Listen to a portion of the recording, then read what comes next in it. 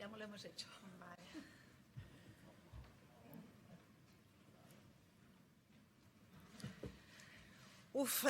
Impresiona muchísimo estar aquí arriba después de tantísimos años ahí abajo. Es como haber atravesado el otro lado del espejo que decía Alicia. Muchísimas gracias, por supuesto, a la Editorial Destino por hacer posible un año más y pese a todo, pese a todas las dificultades, este premio literario, el más bonito, si me permitís la licencia, si me permitís esas palabras, el más bonito que existe en España. Y bueno, pues darles las gracias también a los compañeros de la prensa por acudir esta tarde aquí a este Hotel Palace de Barcelona en circunstancias que son difíciles, pero yo creo que apoyándonos entre todos seguiremos saliendo adelante poco a poco. También me gustaría dar las gracias, por supuesto, a los miembros del jurado, a Care, por supuesto, a Alicia, a Emili, a Lorenzo y también a Andrés, que no nos han podido acompañar esta noche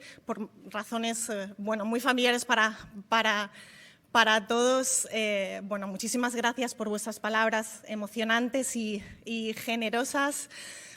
Para mí recibir el premio Nadal es un honor, es un privilegio, y hacerlo además en el año en el que celebramos el centenario del nacimiento de mi adorada, de mi querida y admirada Carmen Laforet, la primera escritora que ganó el Nadal, aunque más bien podríamos incluso decir que fue el Nadal el que ganó a Carmen Laforet. Este premio, que miro todavía con ojos temblorosos y manos más temblorosas todavía, es un sueño cumplido para mí. Es la prueba evidente de que las ficciones que nos inventamos para nosotros mismos a veces se hacen realidad.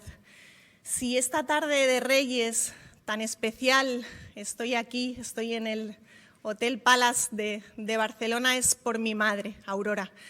Es por ella por lo que lo hago todo en esta vida. Todo lo que hago en esta vida es para ella. También esta novela, Las formas del querer. Creo en el poder terapéutico y reparador de la literatura, y creo en ello ahora más que nunca.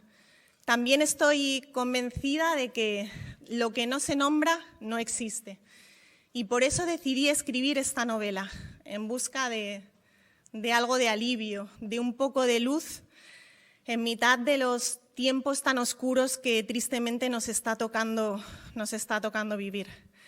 Decía Joan Didion que nos contamos historias a nosotros mismos para sobrevivir, y así ha sido siempre para mí. Las palabras escritas, leídas, han sido siempre mi mejor refugio. Y también ha sido así siempre para Noray, la protagonista de esta novela, la protagonista de Las formas del querer.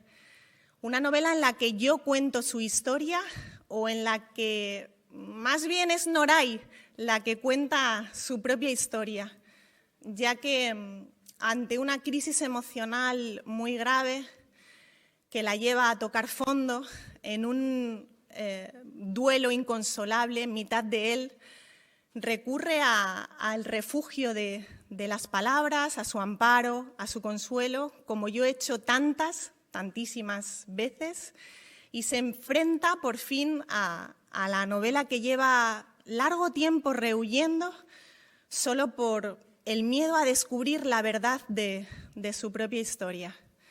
En esa novela, Noray contará, apoyándose en los recuerdos que su abuela Carmen le ha ido legando desde su niñez, contará la historia de su propia familia, una historia que es paralela a la de nuestro país, desde la guerra civil hasta los comienzos del siglo XXI.